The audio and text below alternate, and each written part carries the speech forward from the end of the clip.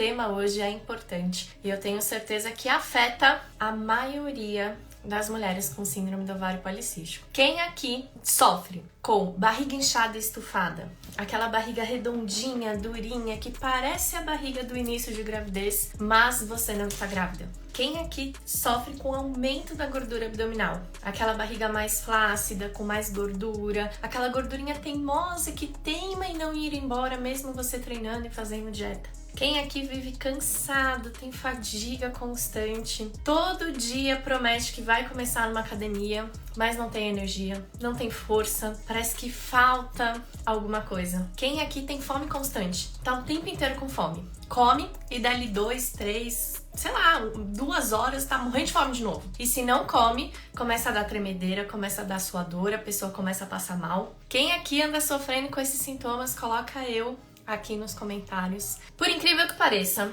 esses sintomas são sintomas que nós chamamos de sintomas metabólicos da síndrome do ovário policístico e eles estão relacionados a uma situação específica que faz parte do contexto geral da síndrome do ovário policístico e esse pedacinho, essa partícula é chamada de resistência à insulina. Resistência à insulina é caracterizada por esses sintomas. Só que, se eu perguntar aqui, quem já teve o diagnóstico de resistência à insulina, a gente vai observar que é a minoria.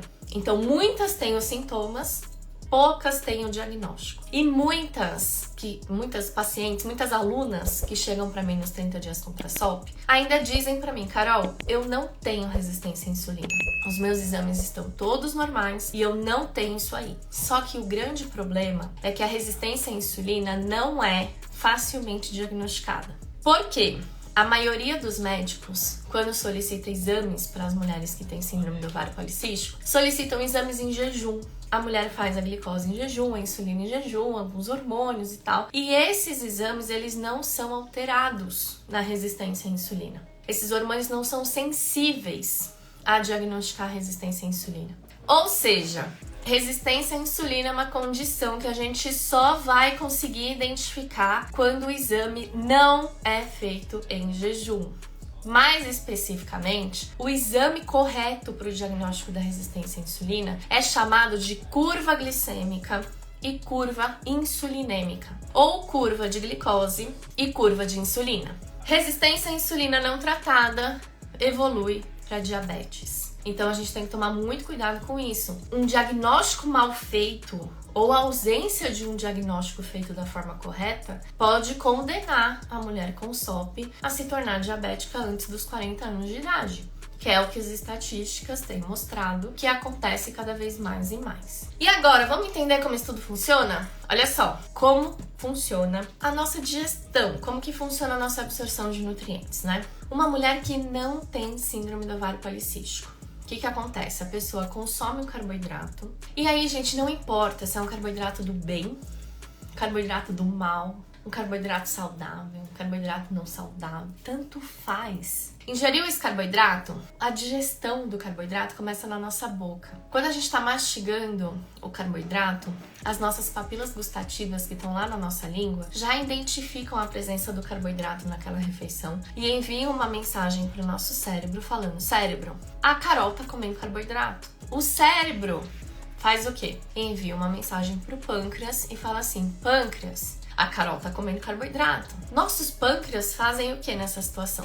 Começam a produzir insulina, porque a insulina é o transportador do carboidrato. Sempre que a gente comer carboidrato, a insulina vai ser a responsável por fazer esse carboidrato virar energia, e vocês já vão entender como isso acontece. Pois bem, a língua avisou o cérebro avisou o pâncreas começou a produzir insulina e mandou essa insulina para o sangue. O alimento vai da boca para o estômago, mistura com um monte de enzima digestiva, vai para o intestino e quando chega no intestino começa a ser absorvido. De todos os nutrientes, o carboidrato é o que a gente absorve primeiro, porque é a nossa fonte de energia. O nosso corpo precisa disso. Então, o nosso organismo, nosso intestino faz a absorção do carboidrato e o carboidrato chega na corrente sanguínea. E aí, vamos pegar aqui as minhas insulinas e os meus carboidratos?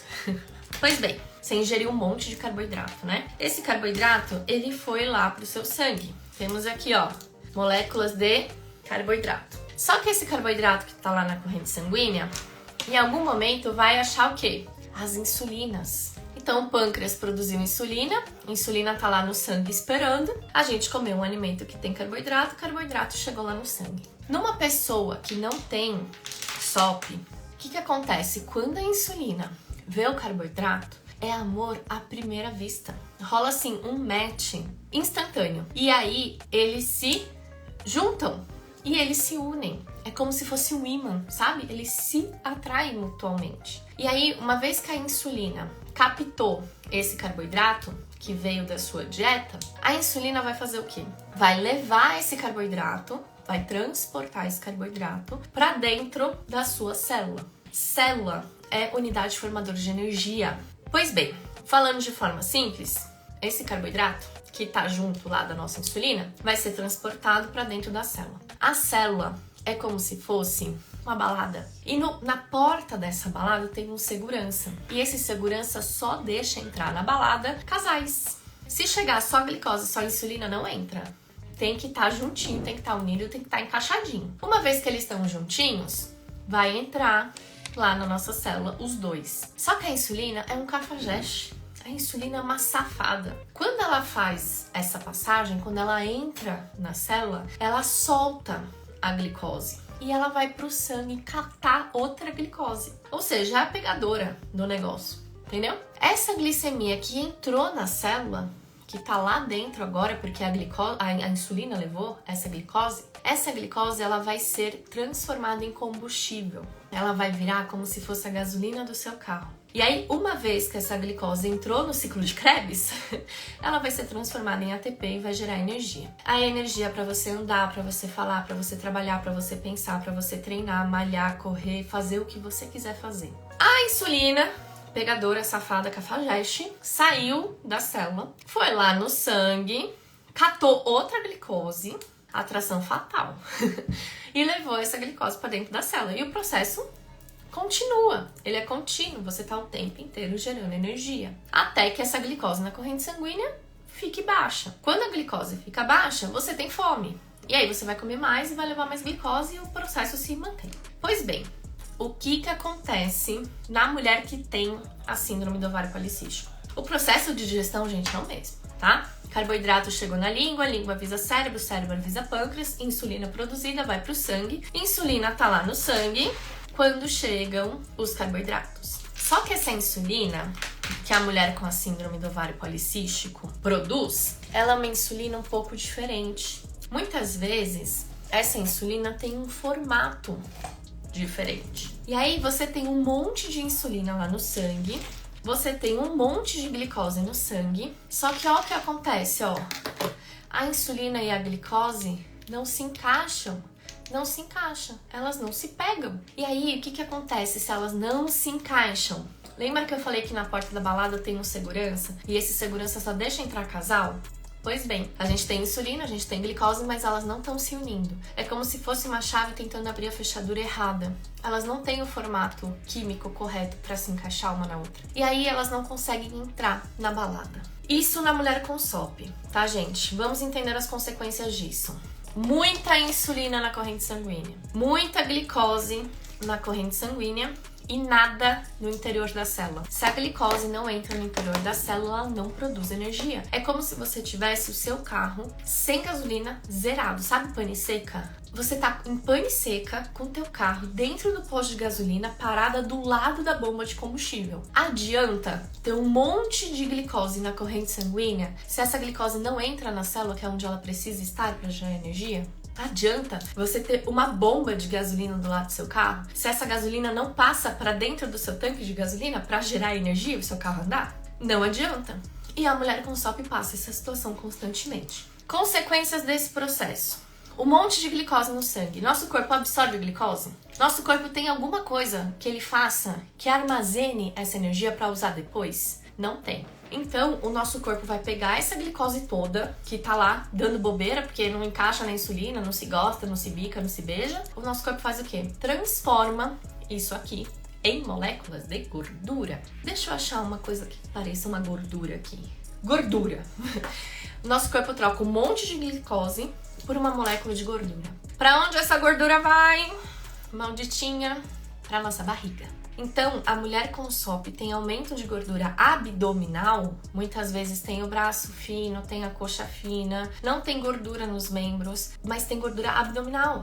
Tem gordura na barriga, aquela barriga filha da mãe que não sai por nada nesse mundo. Por quê? Porque seu corpo tá querendo te proteger, criatura. Tá pegando glicose que tá sobrando lá no sangue e tá transformando isso em uma coisa que pelo menos você vai poder usar em algum momento. É um mecanismo de defesa do nosso corpo. Já que você não pode usar isso aqui agora, deixa eu guardar para se depois você precisar usar, você ter, né? Então transforma em gordura e essa gordura vai lá pro nosso abdômen. O que acontece com a insulina? A insulina toda errada, toda esquisita que a mulher com SOP produziu lá, que não consegue pegar nenhuma glicose. Nunca se viu insulina que não é pegadora, né? Da mulher com SOP, não é. O que essa insulina faz?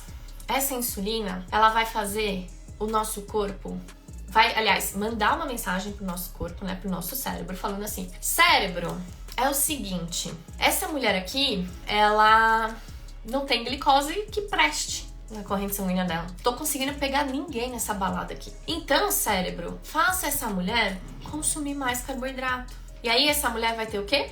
Fome. Ela vai querer comer. Ela vai querer comer alface com tomate?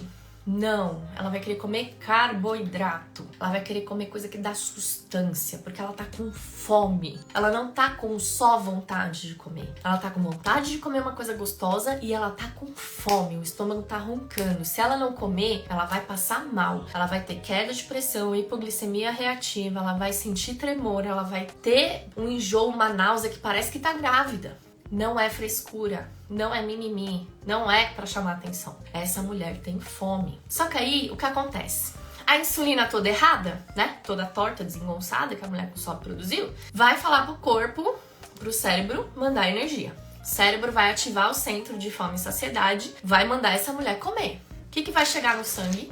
Glicose. Essa glicose que não pega essa insulina. A insulina não pega essa glicose.